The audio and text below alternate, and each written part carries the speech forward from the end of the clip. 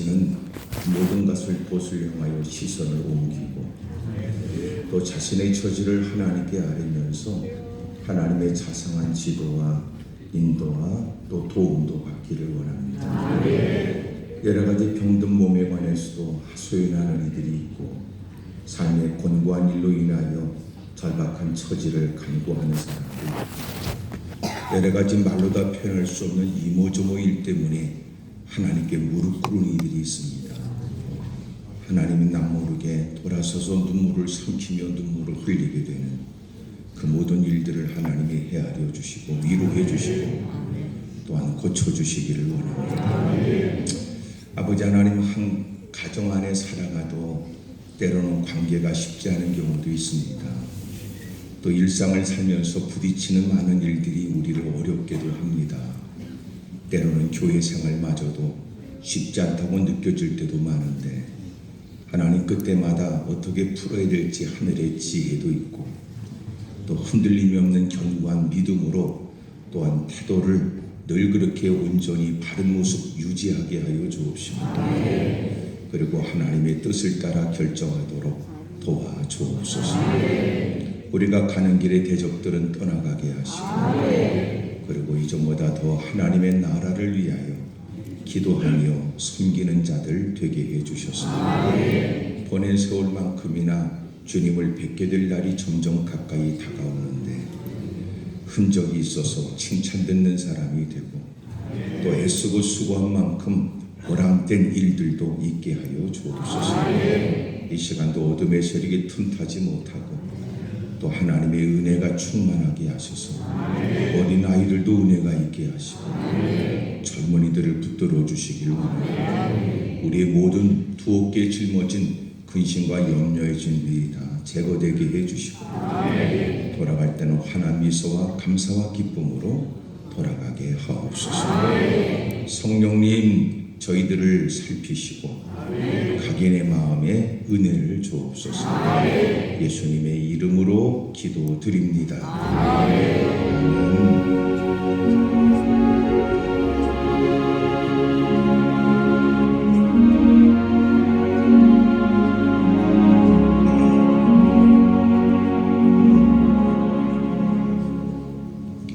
하나님의 말씀 여호수아 7장 2절부터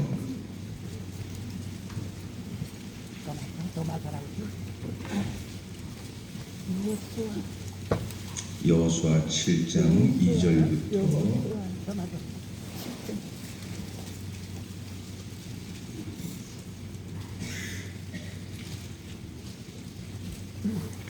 5절까지 교독을 하지요. 여호수아가 여리고에서 사람을 베델 동쪽 베다웬 곁에 있는 아이로 보내며 그들에게 말하여 이르되 올라가서 그 땅을 정탐하라 하매 그 사람들이 올라가서 아이를 정탐하고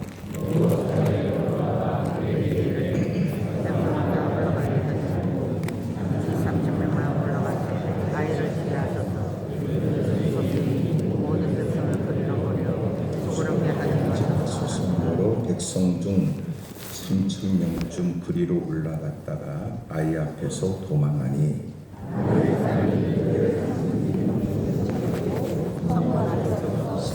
아직 내려가는 깃털에서 쳤으므로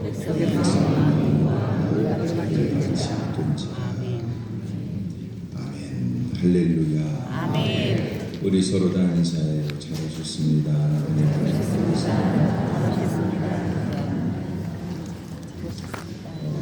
또 새해 덕담 같은 새해 좋은 일이 많기를 원하는 마음으로 뭐라고 다 쫑알쫑알 하세요. 시작.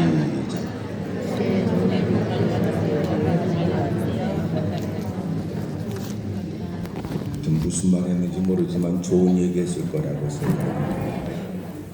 어쨌든 여러분의 삶에 아름답고 좋은 일이 넘치기를 바랍니다.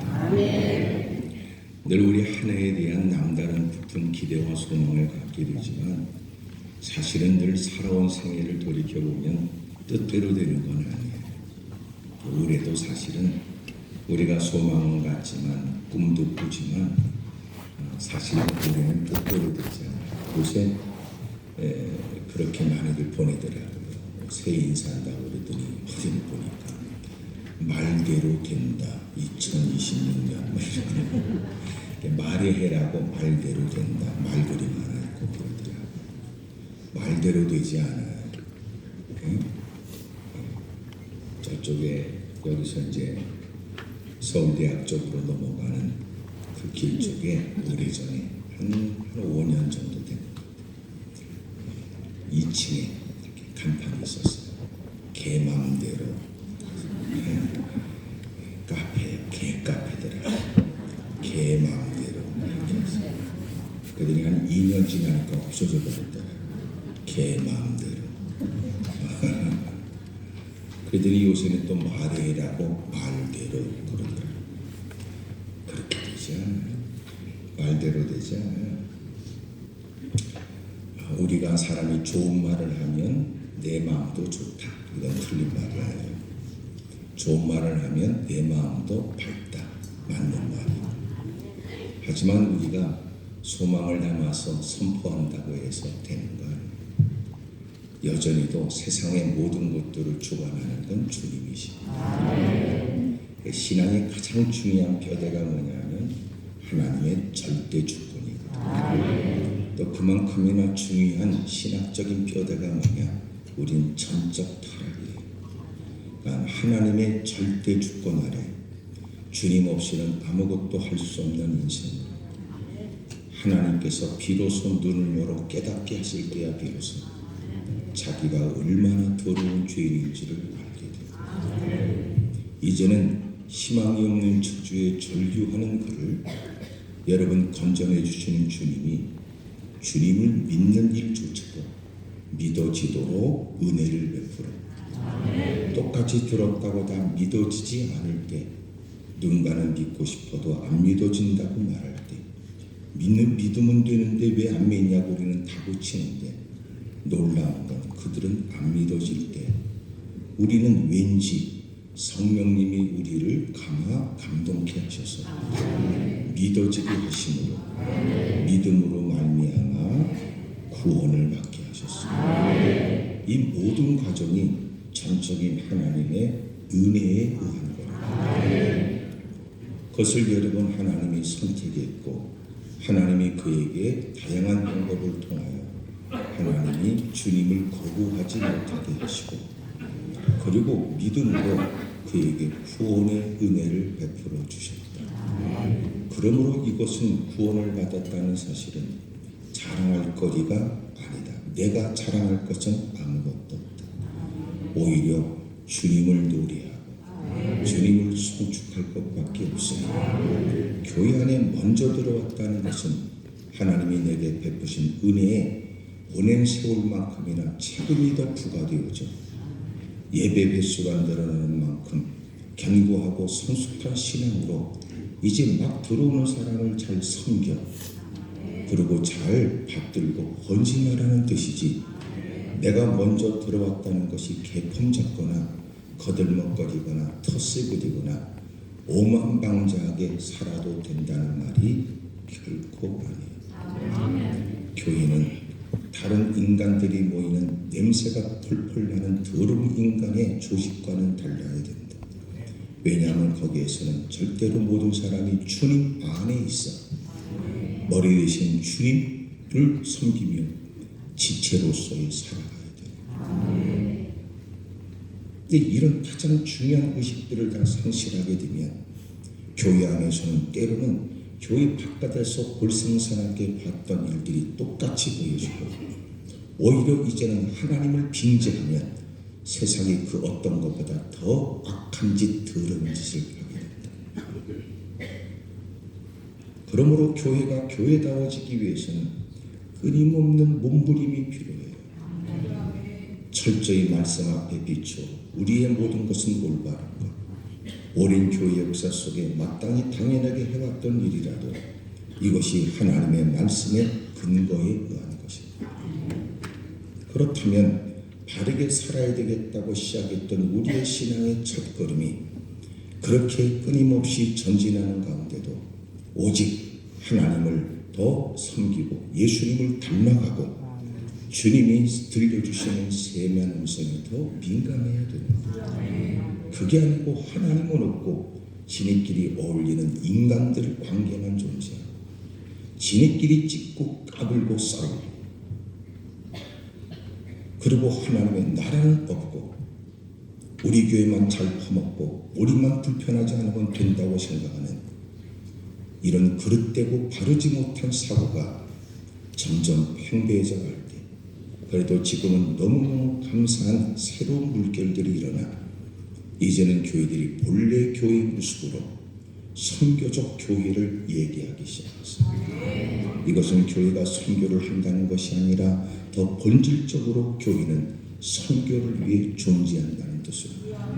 성령의 강림이 임하게 되면서 교회가 시작이 됐는데 예수님께서 제자들에게 너희들은 결코 예루살렘을 떠나지 말고 내가 아버지께 받아 너에게 보내겠다는 약속된 성령이 오기까지 너희들은 예루살렘을 떠나지 말라. 성령이 너에게 임하시게 되면 너희들은 예루살렘과 유대와 사마리아 땅끝까지 이르러 나의 증인이 되리라. 그러므로 우리의 모임은 흩어지는 것을 목표로 두고 우리가 열심히 교회에서 훈련되고 가꿔지는 것은 더 많은 영혼들을 건지기 위한 게 가장 우리가 배우고 깨닫고 은혜를 받는 가장 중요한 목적이에요. 근데 은혜를 받았다고 지네끼리 낄낄거리고 좋다여 지네끼리 밥 퍼먹고 몸한테 싸돌아다니면서 뭔가 대단한 것처럼 우월한 착각에 빠지거나 교회 제자를 받았다는 건 이제는 주님이 내가 너희를 보내는 것은 양을 이리 가운데 보내는 것과 같다고 말씀하시니 그렇게 치열한 삶의 현장에 그곳에 가면 어떤 핍박과 고난과 시련이 있다는 걸 모르지 않는 주님이 그들을 보내시는 것처럼 여러분 우리도 제자라고 하는 것은 이제는 가는 곳곳마다 하나님의 깃발을 흔들고 예수님의 제자로서 여러분 열심히 헌신하고 충성해야 되는데 제자 훈련은 더럽게 많이 받는데 제자라는 인간을 찾아보기가 어렵고 오히려 제자 훈련을 받았다는 것 때문에 지네들끼리 우월하다는 착각에 교만하고 싸가지 없이 살아가는 것 뭔가 제자 훈련 자체에 근본적인 뭔가 문제가 있는 것이 아닌가 생각합니다. 그래서 그 병폐 중에 폐단 중에 하나가 제자훈련 받은 사람은 제자훈련 받지 않은 사람을 우습게 여기고 오히려 제자훈련 받은 인간들이 진정고 주님을 닮아가는 모습으로 섬기고 더 낮은 자리를 찾고 말없이 희생해가면서 거룩한 일에 충성함으로 제자훈련 받지 않은 사람이 제자훈련이 왜 필요한가를 목격하며 경험하도록 해주기보다는 오히려 지네끼리 올려 퍼먹고 싸돌아다니며 일기 이기 무슨 미사일처럼 이짓거리 하는 건 뭔가 문제가 심각하다는 거예요. 제자훈련의 목적은 주님의 제자가 되고자 하는 것이어야 되지. 교회 안에서 여러분 거들먹거리기 위한 한 과정에서 더럽고 치사해도 몇 주간 하면 끝난다라고 하는 생각과 의식이라면 얼마나 불행합니까? 그리고 제자훈련의 진정한 모습은 제자처럼 살기 위한 것이어야 되고 진정한 제자처럼 산다는 것이 궁극적 결과는 주님을 닮는 거거든.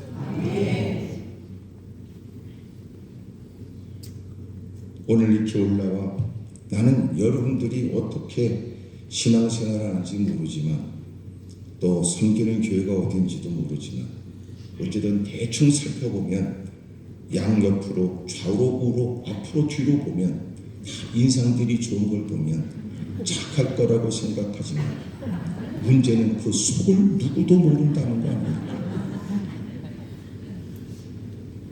필요 충분 조건이 갖춰지면 눈구녕이 이상해지고 행동거지가 개판이고 다른 사람은 아랑곳하지 않고 못된 일을 저지를 가능성이 많은 게 우리 모두거든.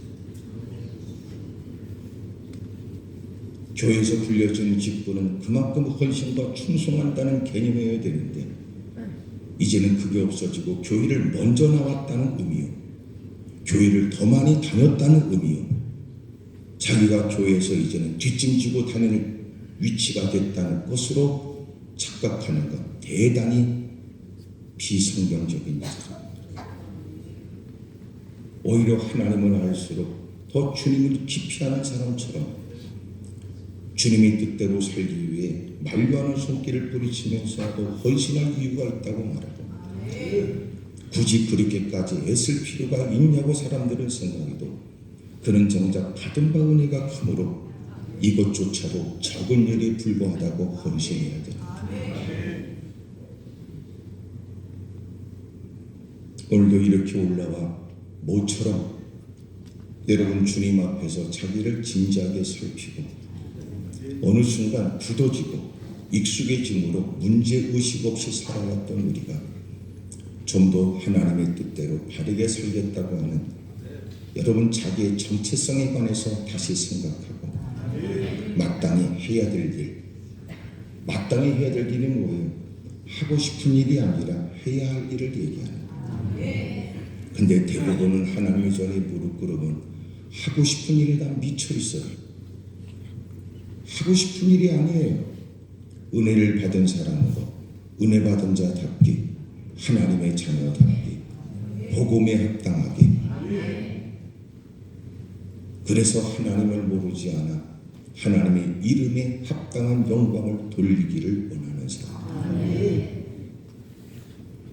그래서 어떻게 하면 다른 사람이 볼 때는 충분하다고 말하나 은혜 받은 나만이 은혜 베푸신 하나님을 알고 은혜를 받은 내가 아는가?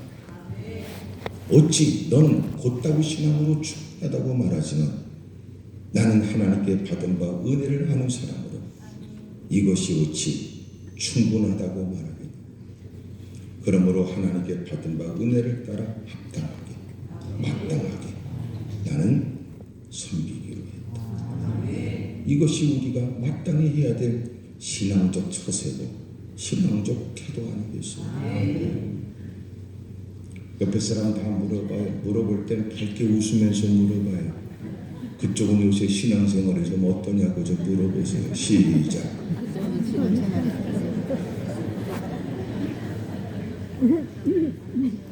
하여튼 묻기도 못하고 답하기는 더더욱 곤란해요. 그래도 옆에 사람도 느끼는 게 있을 거예요. 왜냐하면 이미도 시작부터 앉아서 서로가 이런 보였던 찬송하는 것까지 다 지켜보면서 아이고 옆에 것도 굳이 같으네 이거 벌써 이미 다 느꼈을 텐데 보이거든. 그래서 예배 드릴 때는 잘 믿음 좋은 사람들 옆에 붙어 있어야 신앙생활 하는데 예배 드리는데 분위기라도 조성이 됩니다. 거지 같은 거 옆에 앉았으면 시작부터 끝까지 부시럭부시럭 그러다 끝나. 하여튼 그런 것들 옆에 앉으면 안 돼. 하여튼 너 이제 다시 찬송 한번 하면서 다시 자리를 배치해야 돼.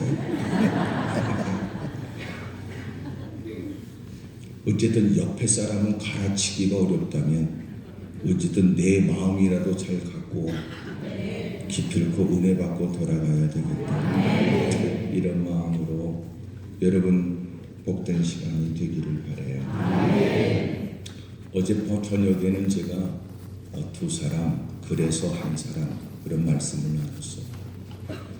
6장 25절이나 7장 25절에 보여주는 여호수아가 살리라는 사람이 있고 여호수아가 죽이라는 사람도 있었는데 6장 25절에는 기생 라합에 대한 얘기고 7장 25절은 아간에 대한 얘기거든요. 그러니 기생 라합은 마땅히 죽어야 될 사람이 살게 된 케이스, 아간은 유다 지파에서 어릴 때부터 신앙생활이 몸에 배어진 듯 여러분 신앙적 가문에서 여러분 태어난 인간인데 그는 살아야 될 사람인데도 그는 죽어 그와 더불어 그의 가족들 그의 모든 소유는 돌에 맞았고 결국 불로 태워서 다 죽여버렸어요. 그것을 괴로움의 골짜기, 악을 골짜기라고 얘기를 합니다. 그러면서 두 사람에 대한 얘기에 한 사람, 우리가 두 사람에 대한 얘기를 나누자. 그래서 한 사람, 그래서 우리는 아간처럼 살면 안 되고 우리는 라합처럼 살아야 돼. 이제라도 들려지는 하나님에 대한 말씀이 자신에게 새로운 기회요, 사는 기회요.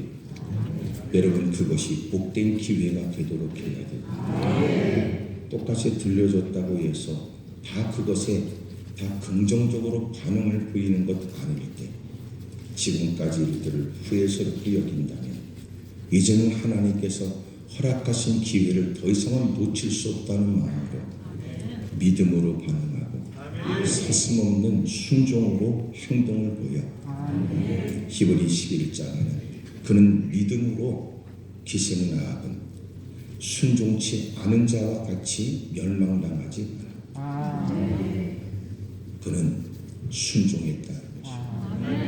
야고보서 2장에 보게 되면 여러분, 행위로 구원을 받는다고 그렇게 강조하고 있는 야고보서의 말씀처럼 그는 행함으로 의롭다함을 받았다.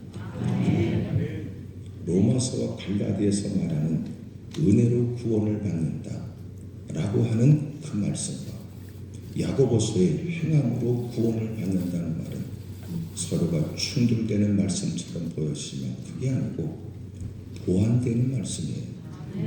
진정한 믿음은 행함으로 증명이 되고 진정한 믿음이 있다면 반드시 그는 행함을 하지 않을 수가 없어서, 그래서 그의 신실한 믿음의 여부를 어떻게 할 수 있느냐? 행함으로 할 수 있으니 그는 진짜 믿는 데까지 걸어가게 되고 그는 진짜 믿는 만큼 행하게 되는 바. 그러므로 믿음과 행함은 구별할 수 없는 말로, 믿는데 그렇게 살지 못해 이거는 100% 믿음으로 가짜. 사실은 순종하지 않는 건 믿지 않기 때문이며 진짜 믿으면 그리 살 수밖에 없다. 여러분의 아멘 소리는 이제는 비로소 이 얘기가 자기 얘기로 인식되기 시작했다는 증거입니다. 꼭 지 얘기 같으면 은큼하게 가만히 있으니까.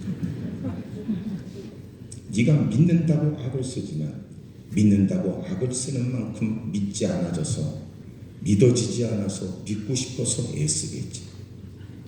그러나 진짜 믿음은 그는 여러분 주둥이로만 떠버리지 않고 서슴없이 행동이 당연히 따르게 됩니다. 여러분 말로는 믿는다고 말하고 분위기 속에 끼어 나도 너희들 못지않은 믿음 있는 것처럼 거들먹거리지만 실상 행동이 따르지 않는 것, 믿지 않기 때문에.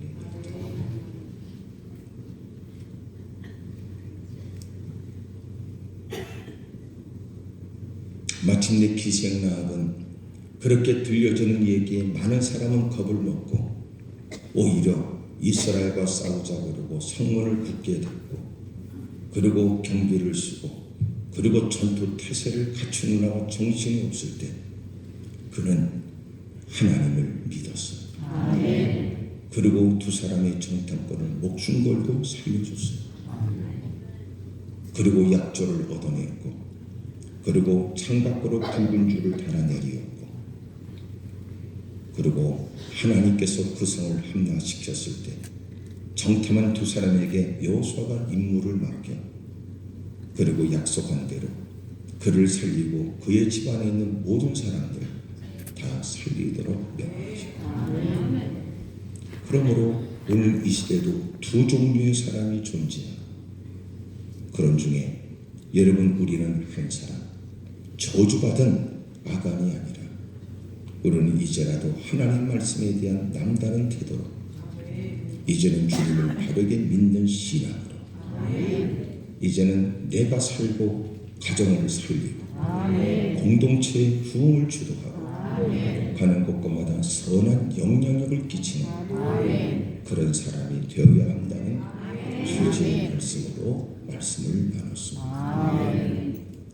오늘 하나님께서 우리에게 주시는 말씀을 통해서 오늘은 두 가지에 대한 내용의 하나가 뭐냐면 넘겨짚다, 넘겨주다. 그것이 오늘 말씀의 지목. 넘겨짚다, 넘겨주다. 넘겨짚다는 말은 지레짐작으로 판단하여 결정하는 것을 넘겨짚다. 이것은 나이 좀 퍼먹게 되면 자기가 알고 있는 지금까지 삶의 경험으로 대충 누군가의 얘기를 끝까지 듣지도 않고 그 얘기? 그 얘기가 아니고요. 그런 건 아니, 그 얘기가 아니고요. 이게 인생 살다 보면 나이 좀 퍼먹다 보면 넘겨짚는 일이 점점 들어. 확실하게 살피지도 않고 이것저것 여러분 따져보지도 않고 궁리도 없고 생각도 없이 여러분 그냥 넘겨짚는 일이 늘 여러분 젊은 사람들이 상대하고 싶지 않은 꼰대가 되어버리고 여러분 사람들도 더 이상 깊은 대화를 나누고 싶지 않은 엉터리 인생이 되는 거예요. 여러분 그것이 넘겨짚다 이 말이에요. 넘겨주다. 그것은 절대 권한이 있는 누군가가 어떤 주인이 그 모든 소유권에 관해서 그에게 넘겨준다. 그런 뜻이에요. 그러므로 넘겨주다라고 하는 건 하나님의 절대 주권에 대한 얘기고 넘겨짚다 이것은 인간의 오만과 교만에 대한 얘기지.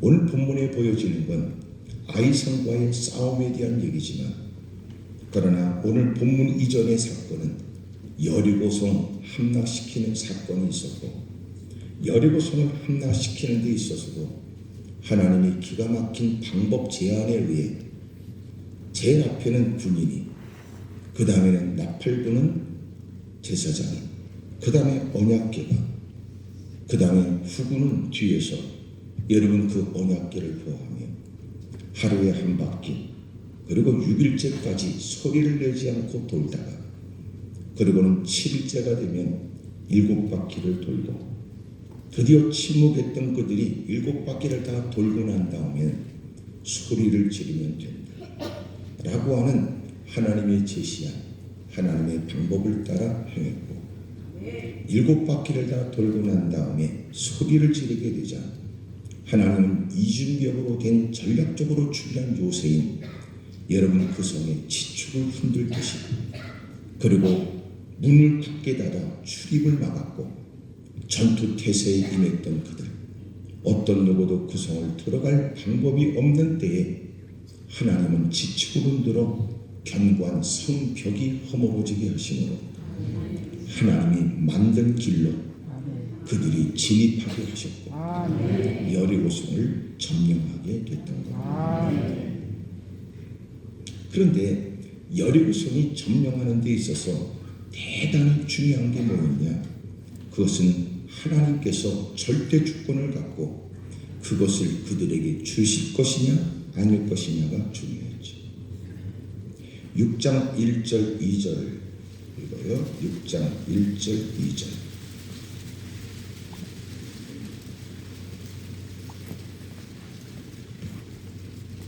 시작.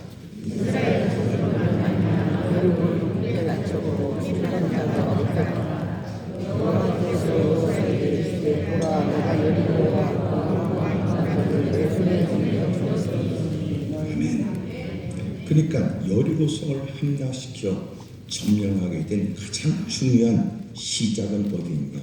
하나님이 넘겨줬다.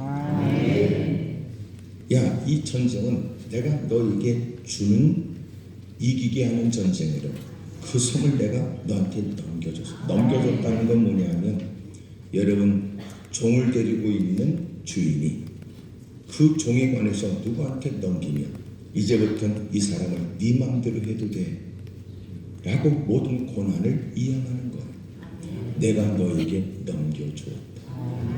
그러니까 여리고성에 하나님께서 하시는 방법 이전에 그 성은 이미도 하나님이 그들에게 주신 거예요. 그러면서 이제부터 내가 너한테 줬으니 너는 이렇게 하면 돼 라고 방법을 일러주셨던 거예요. 그랬으니까 여리고성을 함락시켰던 거예요. 그들이 여러분 수고를 했다라고는 여러분 전쟁에서는 죽이지 않으면 죽임을 당해야 돼요. 그런 위험이 따르는 그 치열한 전쟁을 그들은 했지만 결국은 하나님은 이기게 하는 전쟁이었고 하나님은 그들에게 그 땅을 이미도 다 넘겨준 땅이었어요. 그러므로 그들의 수고가 헛되지 않았으며 그들이 애쓰고 힘썼던 모든 하나님의 방식을 따른 그들의 순종의 일들은 헛되지 않았죠. 마침내 하나님은 그 성을 점령하여 그 성을 함락시켜 차지하게 됐다. 그렇게 전략적으로 중요한 성을 함락시켰고 그 다음에 그들이 싸워야 될 전쟁은 그 다음 성인 아이성과의 전쟁인데 아이성은 무너뜨린 점령한 여리고성에 비하여 작은 성이었어요. 그러니 이미도 그들은 큰 전쟁을 이기게 되었으니 그것에 비하면 작은 전쟁은 얼마든지 할 수 있다는 의욕이, 확신이, 자신감이 충만하여 축배잔을 들며 사람들을 보내 그 땅을 정탐하라고 일렀고 정탐한 사람들이 가서 보고 온 여러분 정탐 보고에 의하면 2,000명이든지 아니면 3,000명까지 보내면 3,000명이면 2,000명이라도 이길 수 있고 3,000명이라면 충분합니다. 그래서 충분하다고 여겨지는 3,000명을 보내게 됐던 거예요. 그들이 와서 보고했던 내용이 이렇습니다. 7장 3절 여호수아에게로 돌아와 그에게 이르되 백성을 다 올라가게 하지 말고 이 3,000명만 올라가 아이를 치게 하소서.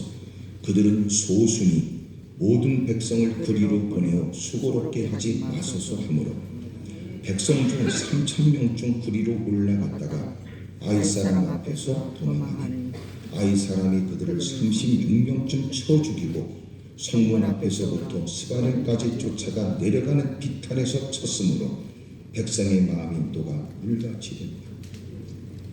여러분 이건 질 수 없는 일이고 이건 당연히 이길 수밖에 없다고 자신만만하여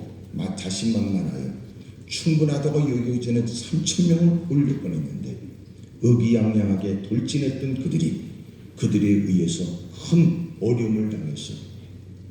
여러 사람이 36명쯤 목숨을 잃게 됐고 전쟁을 피했는데 이것이 아이성에서의 전쟁을 피했다는 것으로 끝나는 것이 아니라 그 다음에 그들이 해야 될 가나안 전쟁에서의 전의를 다 잃어버립니다.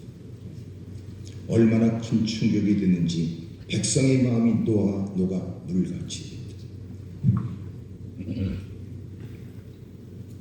마침내 이 일에 대해서 하나님 앞에 여호수아가 무릎을 꿇고 백성의 지도자인 장로들과 더불어 그 앞에 무릎을 꿇어 하나님께 간절히 기도하지.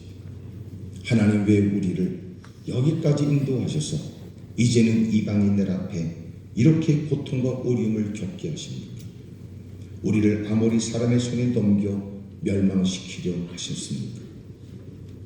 우리가 요단 저쪽을 만족하게 여겨 거주하였으면 좋을 뻔했는데 하나님이 요단강을 건너게 하시고 여리고성을 함락시켜 들뜬 마음으로 이제는 하나님의 어떤 일들을 더 보게 될 거라고 기대했던 우리가 처절하게 짓밟히게 된 것은 무슨 연고입니까? 그랬더니 10절에 여호와께서 여호수아에게 이르시되 일어나라 어찌하여 이렇게 엎드렸느냐. 그러면서 11절부터 주님이 계속 그들에게 말씀하시는 건 온전히 바친 물건, 온전히 바친 것을 계속 읽어냅니다. 11절에도 그들이 온전히 바친 물건을 가지고 가서 도적질하며 속이고 그것을 그들의 물건 가운데 두었다. 12절 그들도 온전히 바친 것이 됨이라.